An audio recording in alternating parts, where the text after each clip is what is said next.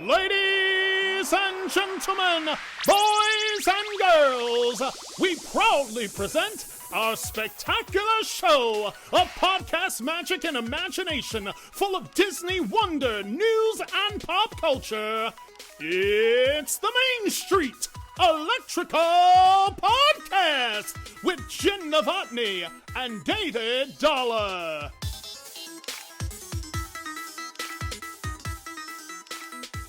Hey, Jen. Hey, Dave. It's the Main Street Electrical Podcast. We are back after a weekend at Disney World, a whirlwind weekend at Disney World. It was one of those trips that was just all over the place. And the joke kind of was amongst ourselves and other travel agents on the trip, which, by the way, wasn't even a travel agent trip itself. It's just we all happened to be going down at the same time for Epcot's 40th. There was this guy named Ian last week that was blowing a lot of wind through the area that kind of messed everything up. And so it was a whirlwind weekend that I feel as if we did everything that we tell our clients to not do. Like we give our guests a park strategy, make sure you do these things. Here's how to maximize your time. And we get to Epcot and we're like, let's go over here. Let's go over there. Let's backtrack here. Let's backtrack there. And my poor dear wife, Stephanie, was like, why are we walking back over here again? I'm like, let's just keep going. We got to follow. Follow the cool kids. Let's just go. I don't know. And so, I mean, that's what we're doing, back and forth all over the place. Ping, ping, ping, ping, ping. And it was insane. And like, you look back on the day and go, did we get anything accomplished? I don't really know that we did. I mean, and yet I wouldn't change a thing. It was a great trip. No, it was. It was really a great trip. I mean, so Jen, how did you Disney this week? I mean, I Disneyed by being in Disney. You were there. Yes, you were. You were there. Now, where did you stay? Tell us where you stayed. So, well, of course, Ian had something to do with it. We ended up switching resorts. We had the first 2 nights at Bay Lake Tower, and then the last night was at Riviera Resort. So, of course, I was supposed to be down a little bit longer. Right. So, well, just to refresh for the listener, last Wednesday is when we recorded, and you ended the show by saying basically, I have to get ready to go catch a flight in a couple of hours, but you got to the airport and. So I've been following, we have a lot of different conversations that were happening, and people were sort of like messaging our group, saying, oh my gosh, basically the people who were traveling down, we were all staying in communication. Oh my gosh, I just got this email that like check-ins for such and such a date aren't, we can't check you in basically. And it was for check-ins on Thursday, which was the day that we knew everything was going to be done. You had to check in by noon on Wednesday, basically. So at that point, we had an offsite location booked, plans to go on site, and then figured, well, maybe we could, like, I'm sure they're not going to like leave us out in the, like, whatever, but not knowing and having that uncertainty, it was like, do we even go my bag was literally was up on, like, getting ready to check my bag. That's where I was. We were at the airport. We'd been dropped off. My parents dropped us off at the airport. I was like, come get us, because we just didn't know. So our flight had already been canceled. So we had rebooked a new flight. So it was within 24 hours, canceled that flight because it was a different airline going down. And then we're like, we'll just figure something out. And then eventually we were able to get down on Friday. There was a little bit of because the Orlando International Airport closed at 10:30 a.m. It did on Wednesday. Ended up reopening at noon on Friday. But we weren't sure until probably Thursday night until they were going to open on Friday morning. Correct. Thursday evening. There was a meeting that we hear about online, and finally they announced it that would open on 10:30 on Friday morning. But we had seen pictures at some point in time, and this was MCO, Orlando International Airport, that had said this, that every road leading to the airport was underwater. Every road. The on and off ramps and things. Exactly. Yes, had flooded. Exactly. Yes, so we're like, we're crossing our fingers for 10:30 on Friday morning. Yep. But knowing they could back that up to 12, they could say 3, and I was going to fly in. Of course, if you listen to last week, our plans were all over the place. And our final plan was to fly in Friday evening, get there around 4 o'clock, 4:30, something to that effect. And had that flight got canceled, we would have been done for the weekend. I mean, and there were people like, listen, if this one doesn't work, it doesn't work. Yep. It was crazy. So, it's crazy that you were planning on flying down, that you couldn't get there. We had an agent, Meredith, who went down there Tuesday, and she rode the storm out. She and another agent who rode the storm out in the Grand Destino Towers. Said that Disney did a phenomenal job taking care of them. We saw pictures, not just from her, but also from other places, characters in the resorts. There was Joy watching TV from inside out and watching TV with the kids. There was Goofy and Chip and Dale running around Grand Floridian, doing crafts with the kids, leading dance parties. parties and stuff like that. I mean, just Mhm. cool thing. All Stars had Mhm. characters. So it wasn't just Oh, a yeah. deluxe thing. All No, Stars had they characters. So it was just yeah. so cool to see that. And there did come a time though when they asked guests to be in their room. Yep. Just basically at this time, because that's when the worst of it was actually getting to Orlando. Right. Remember, it started on the coast, so it does.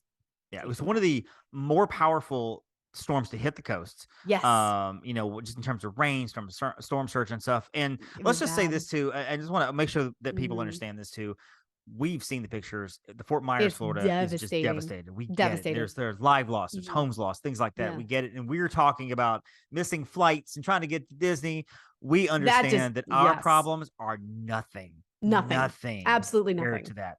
Right. We just like telling you the calamity because we're travel agents, and this is what we do. We travel, and sometimes nothing goes perfect, and this is the case too. So where nothing goes perfect. So yeah. we're focusing on this Yeah, aspect, not exactly. the catastrophic. I mean, it was a Exactly. catastrophic storm. Well, it Straight really up, was. it was. It really It was was. huge. It was huge. I mean, Well, and it was so weird because not only was it affecting our own Mhm. travel, but I had clients down there, and Oh, I had yeah. clients planning on going there. There was a Mhm. saga that was a 4-day saga while on vacation. I'm talking to Disney, trying Mhm. to get things moved around. I had another agent step in. Props to you, Susan, if you're listening. You were the rock star who Mhm. made it happen. Working with Disney to move a client who was going to Fort Wilderness Cabins. Now she's Which- not because they're closed probably through this coming weekend. Through this coming That's weekend, the I think. guess. Yep. Talked to a Mhm. cast member on Monday morning, and she just said that's her home resort is the campground. And she Mhm. said that she's due to be back to work on Saturday Good. at the Good. campgrounds. That can change. So if you're listening on Thursday and you're like, hey, we got a trip to the campgrounds, we're in good shape. Talk to your travel agent or talk to Yeah. somebody. That Yeah. could change to confirm. But yeah, so Yeah. hopefully we'll be open this weekend. Exactly. There's the difference too, and I think Jen, you'll appreciate this. There's the difference in the way Disney World is built versus other parks. Mhm. Disney World was built with expert craftsmanship. Walt Disney had a vision, brought Joe Fowler in. He did the waterworks and the waterways and things like that. They built it on top of the swamp, not in the swamp, but on top. So there's drain off and there's runoff and everything. It's equipped to handle the water.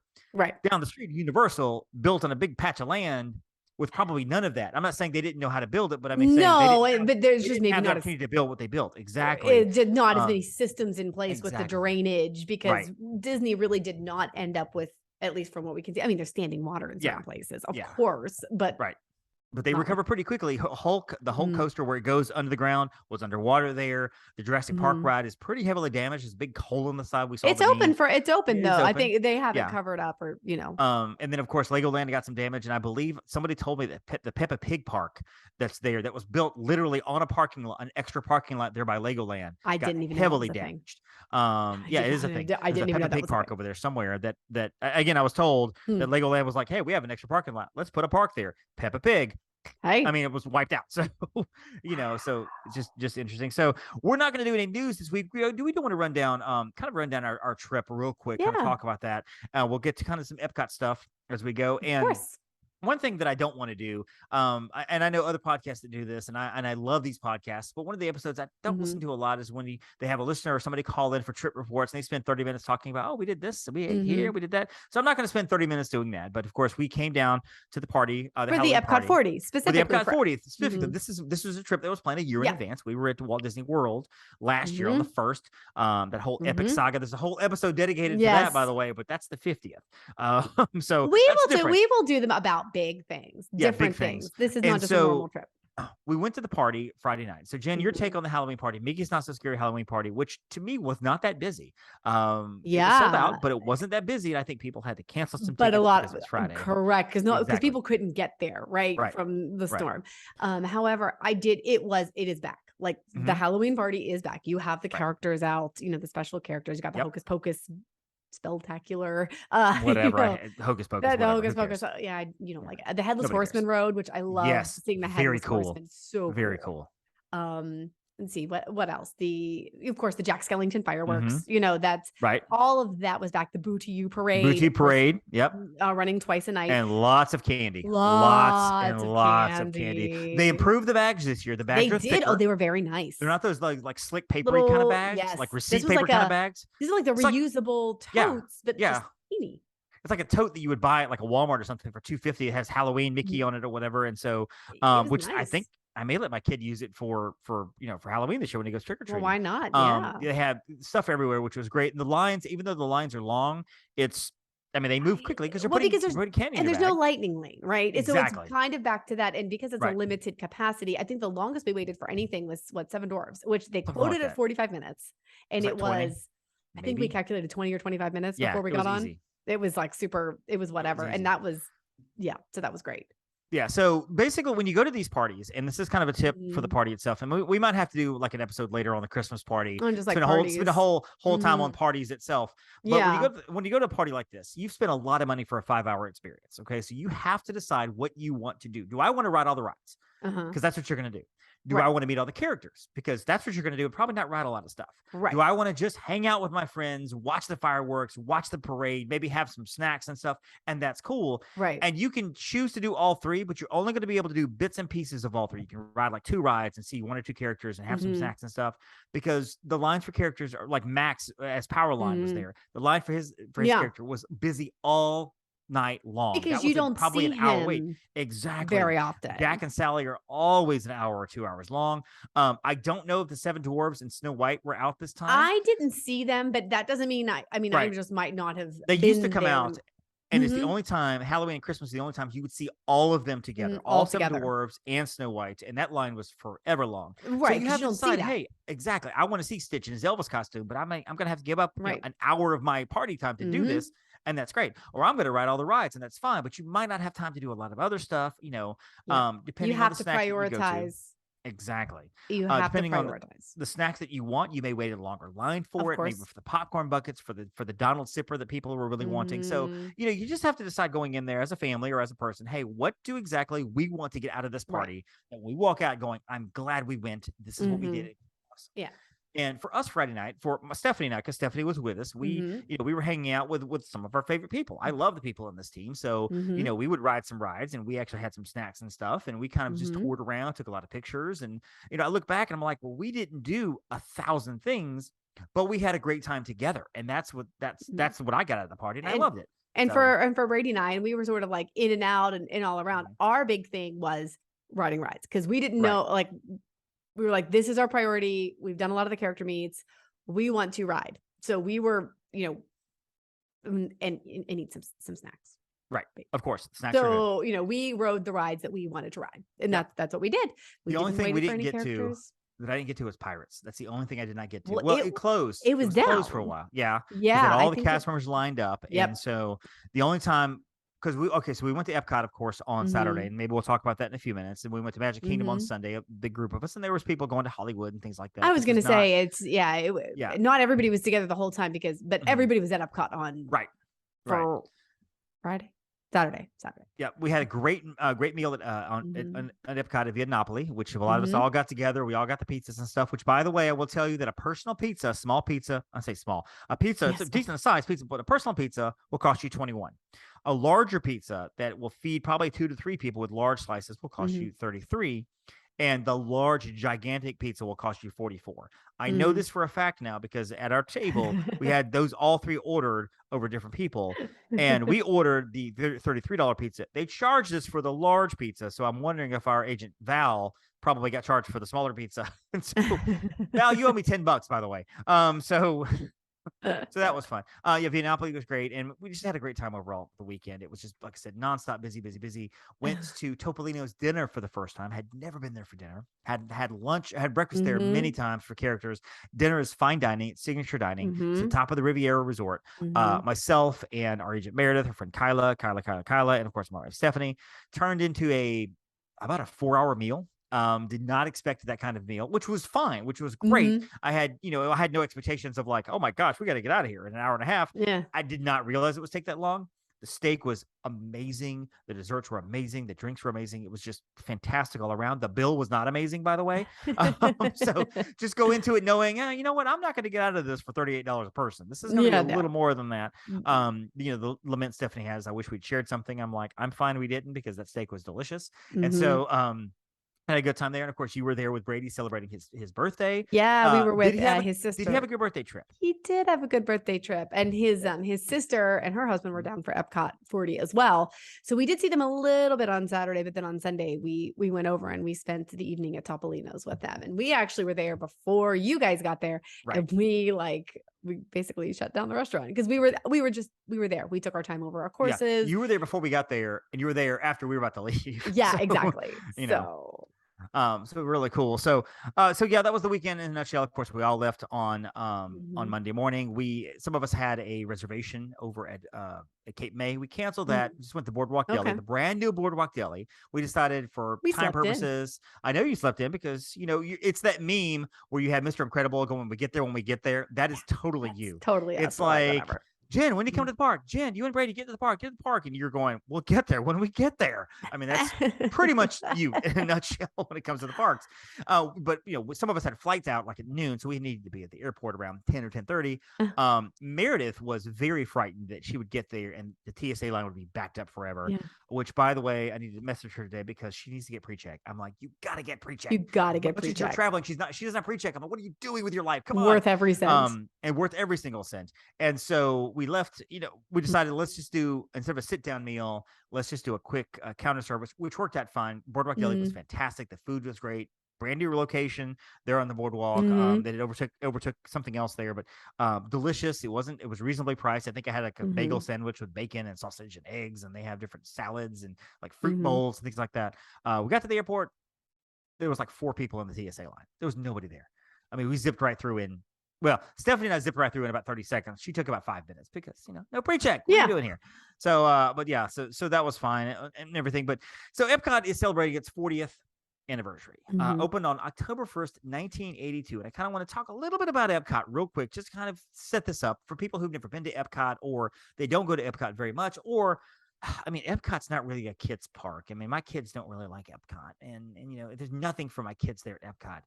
Balderdash, I say, poppycock, complete tripe, because Epcot is a park for everybody. Just to run down, and I'm not going to give you the complete history because there's way too much. That would take a 5-hour show. But overall, Walt Disney himself envisioned Epcot, which would be the experimental prototype community of tomorrow, to be an actual real city. People would work there. They would live there. They would have technology presented by the best in the industry. So I would imagine, had this actually happened, Apple would be involved, Microsoft would be involved, Amazon would have like a warehouse there or something like that. Well, after he died in 1967, before 3 or 4 years before the park actually opened, the company said, we don't think we can do this. We can't build and manage a city, especially without Walt even being here.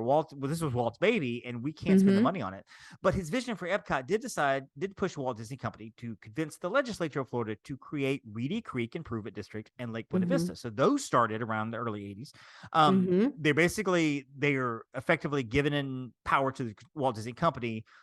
They have a lot of latitude in developing the resort. So they don't have to do a whole lot of reaching out to the state to go, hey, let's build this, let's build that. Got to have a permit for this, that, and the other. And I don't know the logistics of it. That's fine. But, they have a little more leeway than most people do.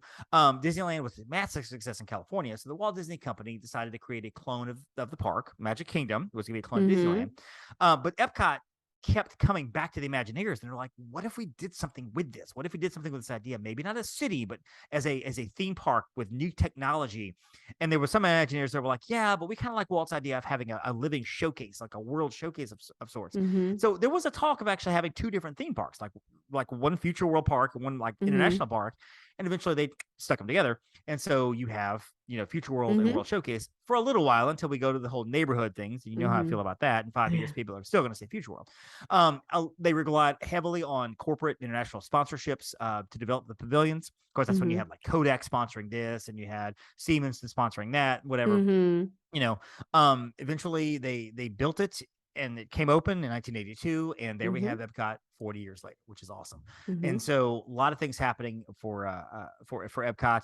The opening attractions, besides the pavilions, you had the Imagination Pavilion. You had the Impressions de France, that was in the French Pavilion, obviously. You had the Land Pavilion, and Living with the Land was there. The main entrance, the main gateway, and everything was Spaceship Earth and O Canada. And that's it. That's all we had. That's really all we had. Now, a lot of things opened up since then. You had the Morocco Pavilion that opened up in 84. Maelstrom opened up in 88 in Norway. Body Wars came in. The Living Seas. You had Illuminations, which started in 88 and kind of went through various forms of that. Cranium Command. Honey, I Shrunk the Audience in 94. The Circle of Life in 95. Ellen's Energy Adventure taking over the Energy Pavilion. Test Track came in 1999. Then, of course, it became Tron Track as we know it now. Turtle Talk with Crush, you had the main Mission Space team opened up, and then the Mission Space Orange and Green, the Season Nemo and Friends, soaring around the world. Now we're going to get into the ones that people know about. Captain EO was there and then left and came back. You had different bands and stuff that are coming through there. So you had all kinds of different things that were coming through the one after the other. Some new construction, others taking over certain things. So Jenn, your experience with Epcot, I have a couple questions for you because I know you love Epcot. I do. First question, and this is off the cuff here.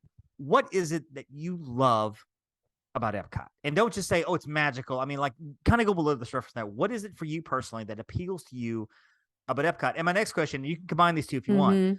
Your first experience with Epcot, like the first time you went into the park, the first time you knew about Epcot, like how old were you? I mean, like, a little bit about your first experience at Epcot. Well, I'll start with why I love it, I guess. It's hard to put into words. There's something about the atmosphere of Epcot. Everything from the music loop, and I'm still going to call it Future World because that's what it has been. Yep. Okay, no, we're moving to neighborhoods, but they aren't open. Okay, so there's something about walking into Future World, and I'm picturing the old Fountain of Nations and everything that always just felt, there's no stress. Like I'm here. I have always enjoyed. I mean, of course, the attractions, but to me, it's being there. It's being in the atmosphere. It's walking around. It's all the beautiful topiaries. Okay. It's all because they do have flower and garden, but they always have beautiful landscaping throughout the year, regardless of whether it's flower and garden, and also the food. There is so much food at Epcot around the countries, whether or not it's a festival. There is just a ton of food. And I love the uniqueness of each pavilion. I just think it's a cool thing. And listen, I always am going to love Magic Kingdom too. I do. It's, that's magical. But Epcot, peaceful.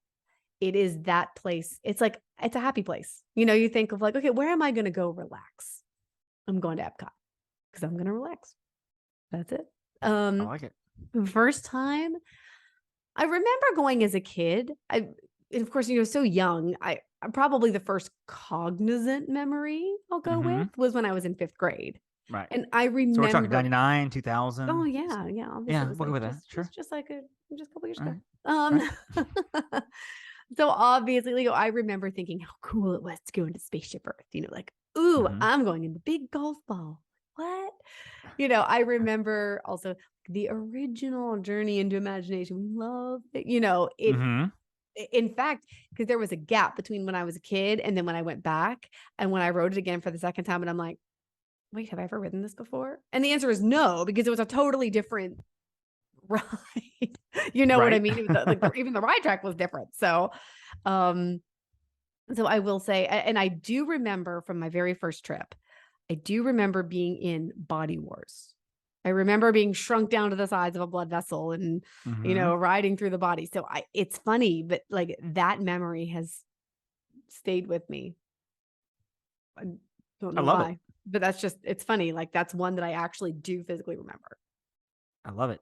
So you and I are on different ends of the spectrum on this because you grew up with Epcot when you were in 5th grade, growing up with it. So you remember a lot of the old stuff. I did not. I did not go to Epcot for the first time until 2004 on my honeymoon. And at that time I was 28, I think.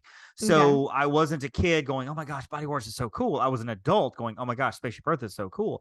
Looking back at the timeline, there were certain things like that were open that we did not get to because I think we spent a day at Epcot maybe. Probably half day at, Animal Kingdom, half day at Hollywood Studios. Back then there wasn't a ton to do as much as there is now, obviously. And so for me, Epcot is, I love how big Epcot is, how wide open, how spacious it is, how just massive the park is. And I unless also my love feet are tired. Exactly. Well, that too. Every person comes out tired. Honestly, I love how back then, once you crested that hill past Spaceship Earth. Yes. Once all the walls are down, when the fountains were there too, but I don't know what they're going to do now. But once you could actually look across and see the entire park, you could see the American Pavilion from Future World. And it's like, that looks so far away. And yet 45 minutes later, I'm walking there looking back going, wow, Spaceship Earth looks so far away. Meanwhile, it's such it seems massive, but it doesn't feel massive. Once you're in Mexico and you just start walking and suddenly you find yourself in Italy and then you find yourself in France. Morocco. And all of a sudden you're in Canada. You look around, you're like, oh, we were across the lake over there. I mean, it's just it feels big, but it's not massive. I love the International Gateway, the fact they have an entrance in the back. Yeah. It's the only park that has 2 entrances, which I think is It's fantastic. fabulous. I love the fact the Skyliner is there now. There's something about Epcot that to me differentiates it from other parks. Yeah. And I know they're kind of steering away from kind of the learning aspect of it, but there's still so much you can learn from it. And maybe Animal Kingdom has kind of moved into that role with the conservation stuff.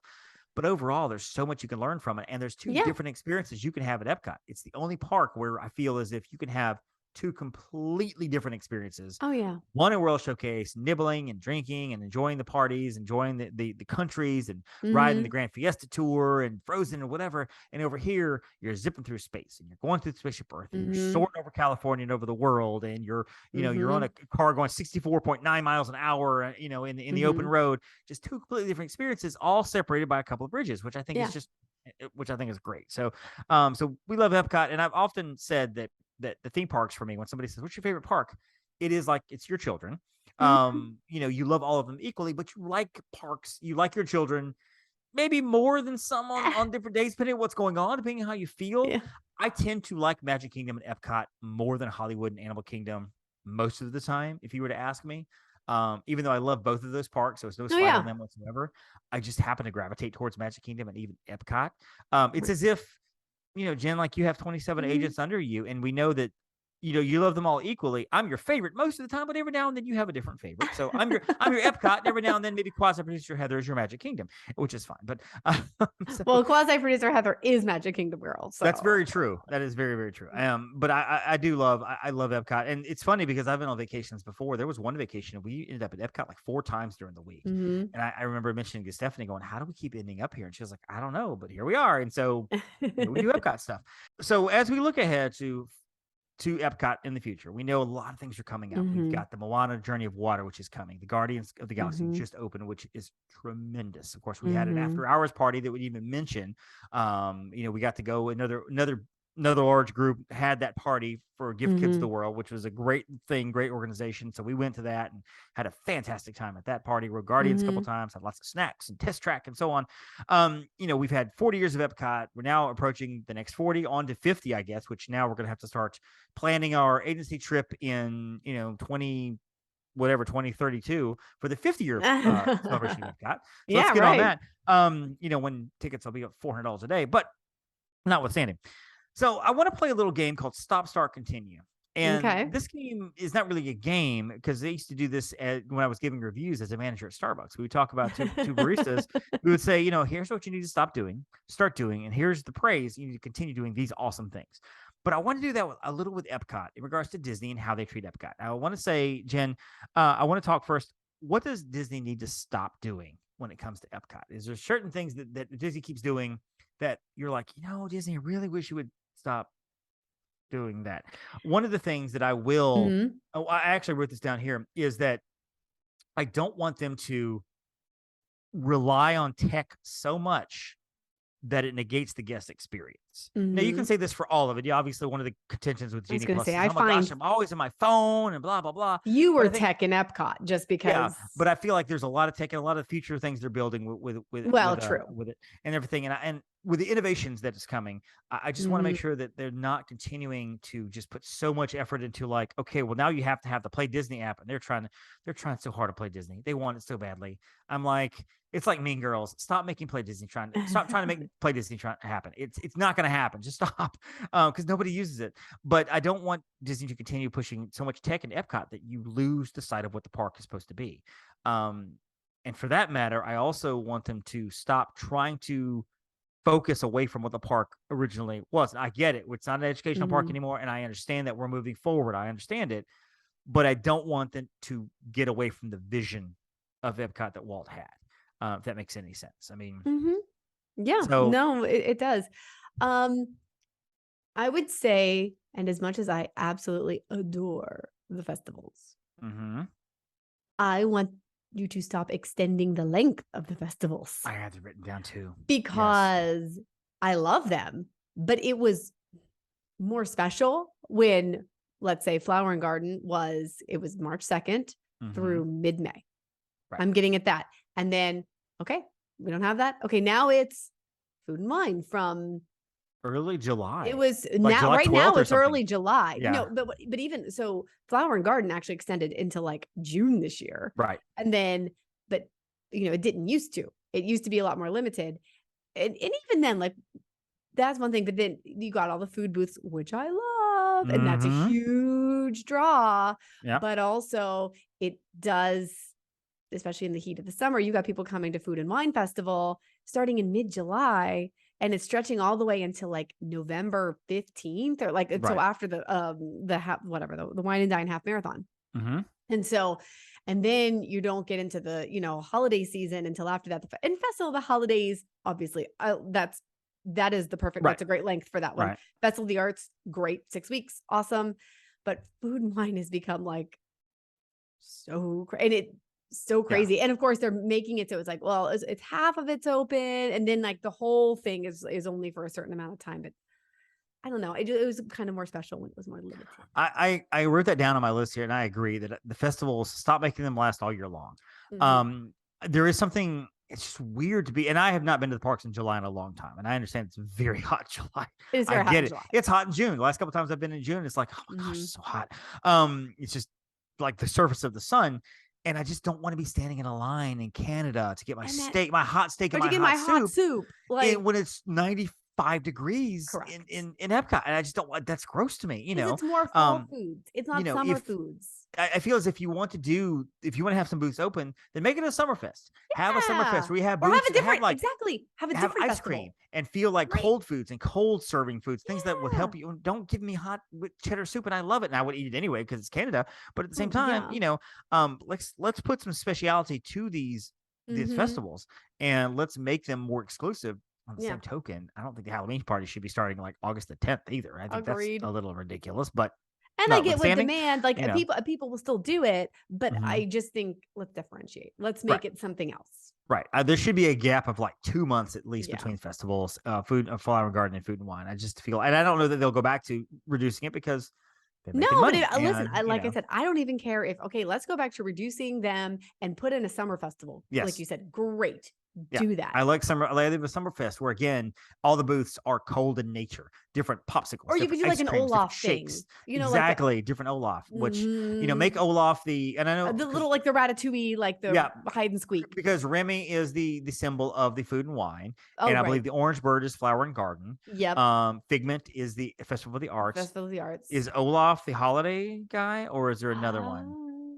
Because I think is there one for holiday? I don't know that there is, but I think you can make Olaf the Summerfest icon. Regardless, pick something to be the Epcot in summer. Oh no! Spike the Bee is Flower and Garden. That's it. Spike the Bee is Flower and Garden. Okay. But yeah, Epcot in Olaf in summer or something like that. I mean, whatever. Come on, Bob. But just something just different. I don't know, because I love festivals, but I do want it to be a little bit more exclusive there. So what do we want Disney to start doing when it comes to Epcot? Something that they're either not doing, they're not paying attention to, but you're like, Disney, I really love you to start doing this. And I'm going to throw this out here. I want Disney to go back to original storytelling again, because like Hollywood Studios, Epcot is on the precipice of becoming this IP heavy park, which is fine to a point. But I miss original characters, original storytelling. We've got an entire story told in the Queue of Everest of a Yeti that doesn't even work, but people love it anyway. An entire story that was told with Maelstrom. Of course, it's no longer there. Stories that are original, stories that don't rely on a superhero or a dragon or a celebrity or whatever. It's a little purple dragon. Exactly, a little purple dragon. Or tell a new story with Figment. Tell a brand new story with Figment with Journey or something. I would love for them to, exactly. I would like them to start revisiting those attractions that are still there that need some love. Yes. They've started a refurb of the middle of the park, and guess what? Interventions needed some love. Let's just be very out there. It was wasted space. I am glad that they're redoing that and making it something wonderful. But I agreed. I want that storytelling aspect back. I want them to give some attention to like the Figment. To even where Captain EO used to be Pixar short film. No, short film festival. That's where Honey I Shrunk the Audience was. Thank you. Yes. But because that was an original Honey, I Shrunk the Audience, it told a story. I mean, granted, it was IP, etc., but that theater is set up for some cool things. Right now, it's just let's go watch movies. I can go watch those on Disney Plus. Right. I'm never sitting in unless I just really need to cool. Right. That is and that one in particular, I think that is just a filler attraction. I feel like it was thrown in there to say, let's do this for now. We'll come back to it. We'll do something better with it. They haven't come back to it because they're like, well, why do we need to? It's fine. Let's leave it where it is. But Soarin' tells a story. Exactly. Living with the Land tells a story. And even Test Track tells a story. I mean, I wish it didn't break down so much, but it does at least tell a story, so I feel like, and that's where World of Motion was. So it sort of continued with the original theme. Nemo tells a story, but it used to tell a better story when it was Sea Base Alpha. It was, so again, I just want them to start giving some of that attention back to, we'll call them opening day. I know they're not all opening day, but some of the existing old school attractions. And can we start something in the Wonders of Life Pavilion? There's so much empty space in Epcot that is not utilized. And I don't understand why, and you can go on YouTube and find the videos. I'm not saying that you should do these things at all, but you can find the videos of people who've snuck backstage and seen like Cranium Command, all the stuff was still there. It's all still there. Like literally, maybe it was like recently you could turn taken a key. out, but you can turn a key and it's all still there. And you probably could, it would need some work, but you could rebuild the attraction in 6 months. I'm not saying Epcot should do it, but my point is the fact that they've just shut everything down and left it there. I mean, there's so much empty space in Epcot to do things with. The Odyssey Pavilion, the Wonders of Life Pavilion, whatever. There's just buildings that are there with nothing in it other than it's a festival center where you can come in and get some drinks and get a beer and whatever, and that's it. And so but it used to be a lot. Well, Odyssey was just Odyssey was a dining area, so there wasn't really anything else in there. But in Wonders of Life, there were like 3 attractions. Right. In that pavilion. If Test Track were being built now, it would be a Cars attraction. It would be Lightning McQueen. Agreed. It would be Mater or whatever. Those are the cars you'd be testing out. Listen, you want to make a Radiator Springs? Agreed. Right. And so, definitely get back to the original storytelling. Also, my other thing I have is, and I understand that I want Epcot to innovate and I want them to keep moving forward. And I get that. But I feel like you have to acknowledge the fans. And this goes back to Saturday, which I think Disney did a fantastic job of doing. Oh, yes. What we got on Saturday morning wasn't much, but it was exactly what we wanted for the 50th in Walt Disney World. And you guys probably have heard us and other people talk about how we got there because we were there 3 a.m. We got in at 6 a.m, even beforehand. We got there. We waited for 3 hours for the park to open, expecting something to happen. And it was like, welcome to Disney's 50th anniversary or whatever it was. One person came out and said like 3 sentences and that was it. And it was like, all right, have a good day. And if you arrived at the middle of the afternoon, maybe you parked up over at 2 or 3 and didn't have a clue it was the 50th, you wouldn't know it was the 50th anniversary of that day. And so in Epcot, which honestly, I didn't know this was going to happen until Lindsay, our friend agent Lindsay, read the map and she was like, oh, there's a ceremony. They had a ceremony at 10 a.m. They had a mariachi band that had been there for quite a long time. They acknowledged the cast members that still worked there after 40 years, the opening day cast members. They had some people come out. They had Voices of Liberty sing a few songs. They had the ambassadors come out. We thought Josh was going to come out, but I'm okay that he didn't. But it's fine because they really focus in on the Epcot, like an Epcot folks. And we had Walt speaking in via video for a second. And it was just an acknowledgement Mariachi of like, Cobra, which has been there since day one in Epcot. And then Voices of Liberty. It was an example of just like, hey guys, we acknowledge the fact that you love Epcot. We love Epcot too. We've done some cool things. 45-minute. We're looking to the future. Let's go have a good time. And it was perfect. It was perfection. Exactly what we needed. And it didn't feel like it took much. It was a 45-minute presentation. It could have been even shorter. It could have been fine, but it was acknowledgement. And Mariachi Cobra and Voices of Liberty, they perform throughout the day. Well, not during the Eat to the Beat series or whatever. They perform in their areas, but still like how easy was that to, I mean, I'm sure there's a lot of logistics behind it, but seriously, how easy was it to have them to go perform on the stage, have a couple of speeches, throw together some videos, and we're thrilled. We're like, I mean, and like Figment is a great character. He's the character that's Epcot's symbol. And they do all the merchandise with Figment and all the shirts with Figment and all the crossbody plush now that I've seen with Figment that came out like a couple of days ago. I think I sent it to you on Instagram. Yeah, I saw that. But it's like, but we're just going to completely ignore the attraction that nobody likes because it just turns Figment into something nobody wants to be. Figment into a pest. Exactly. And so it's like, I want Disney to start acknowledging the older fans, the fans that have been there since the beginning. And I get it. Maybe you don't want to pump $1 billion into something just for the old school. And you know what? That's fine.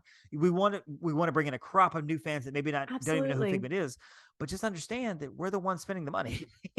I mean, we're the ones bringing our kids to these things. And he can be beloved again. I mean, like, exactly.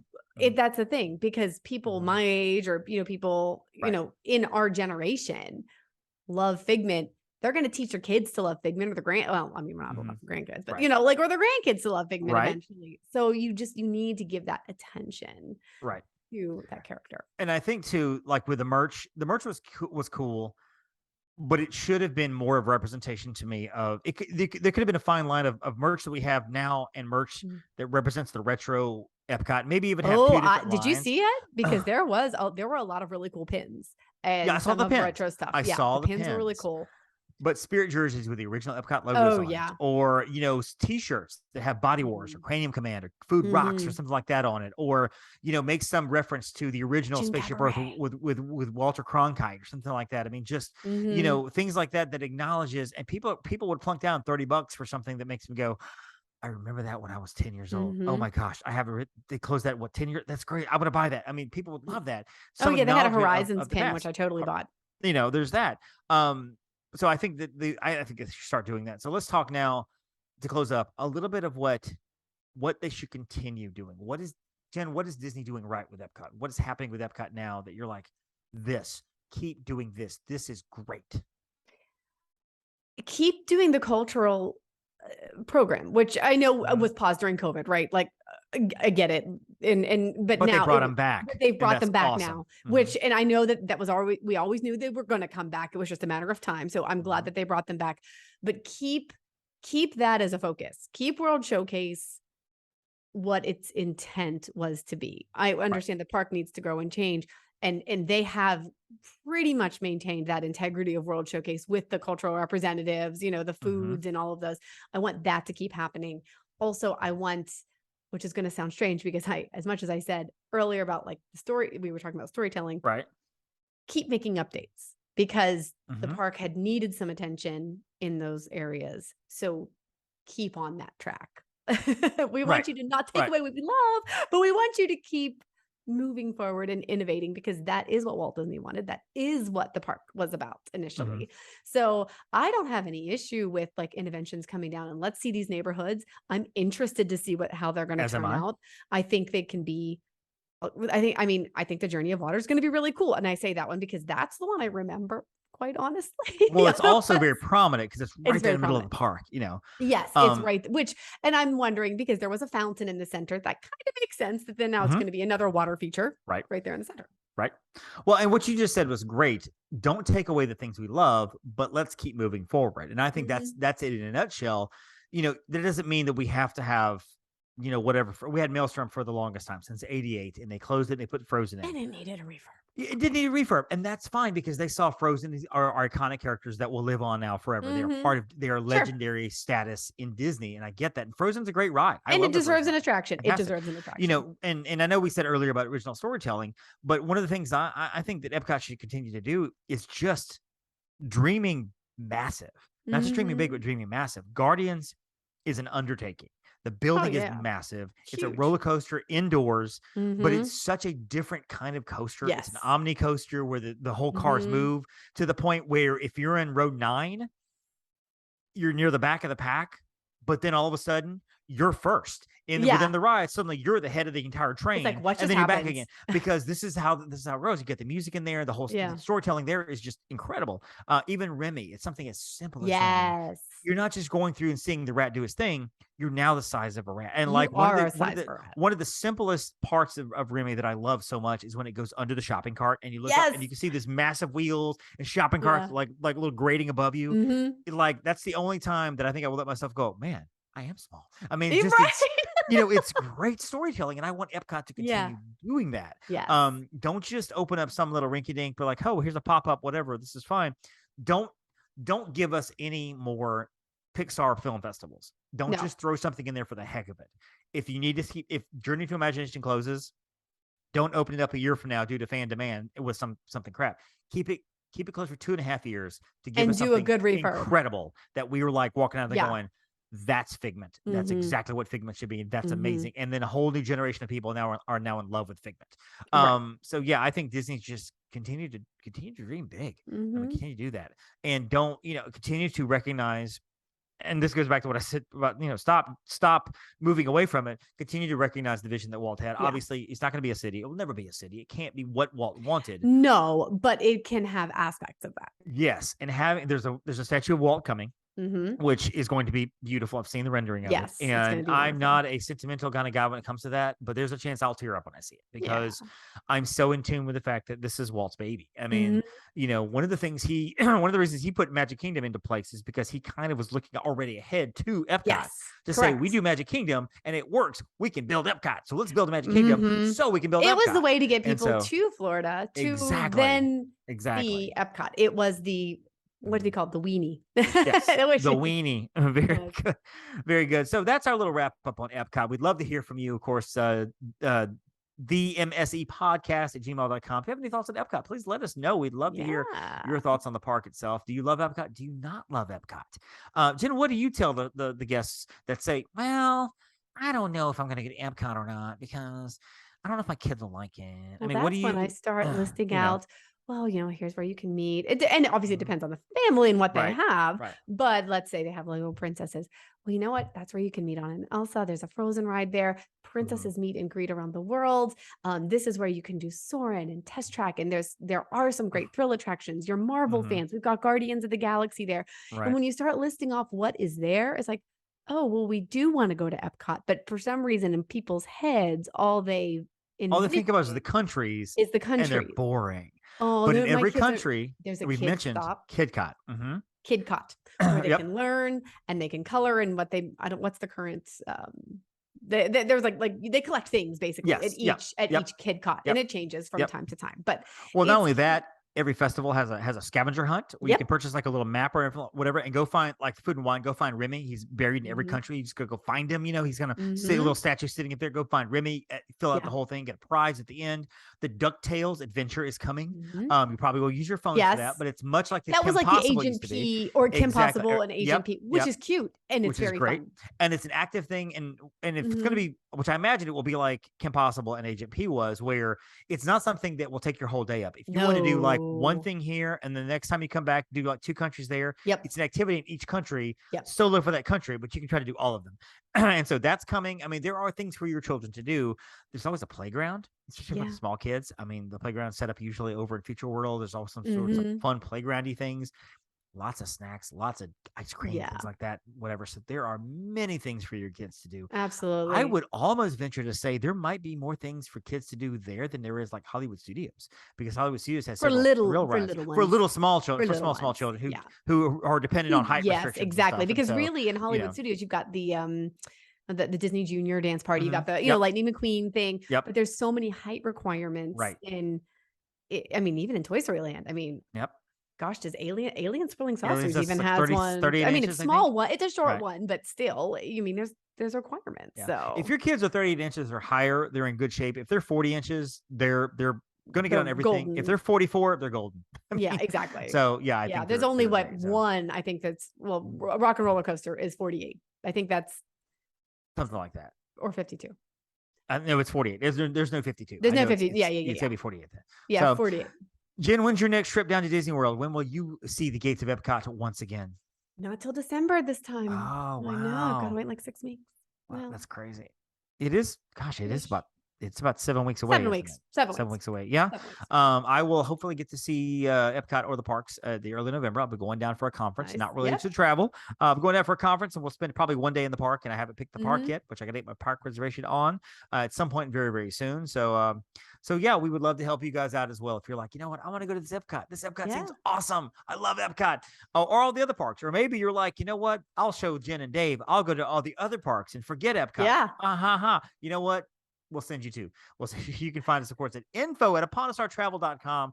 We would love to help you. That goes to Jen's inbox, and Jen's like, you know what? Which agent is going to get this the best? Or maybe I'll just handle it. That's the way Jen does it. And we'd love to help you out as well. Of course, find us at the MSE Podcast. Find us on Twitter, find us on Instagram, and find us on Facebook and all the type places. Jen, where can people find you? At Upon a Star Jen, and my personal Instagram is at Jen_Novotny. Perfect. Find me at the Magic on the Dollar on Instagram. Find me on Facebook at Magic on the Dollar and at Disney on the Dollar. And of course, I would love to connect with you. I'd love to talk to you. I'd love to take requests and just chat. I have people just reach out to me and be like, I saw your picture of living with the land. I love living with the land. And I have a 5-minute conversation with somebody that has nothing to do with booking a trip. It's just, we love living with the land, or the snooze cruise, as some of the dorkier people that we know call it. So that is the MSC podcast, Matrilogical podcast for this week. Join us next week. And for Jen, I'm Dave. And hey, don't forget to thank your Phoenicians. Happy birthday, Epcot! Thank you for listening to the Main Street Electrical Podcast. You can find us on Instagram, Twitter, and Facebook at the MSE Podcast, or visit our website at themsepodcast.com. Be sure to subscribe, and may all your wishes come true.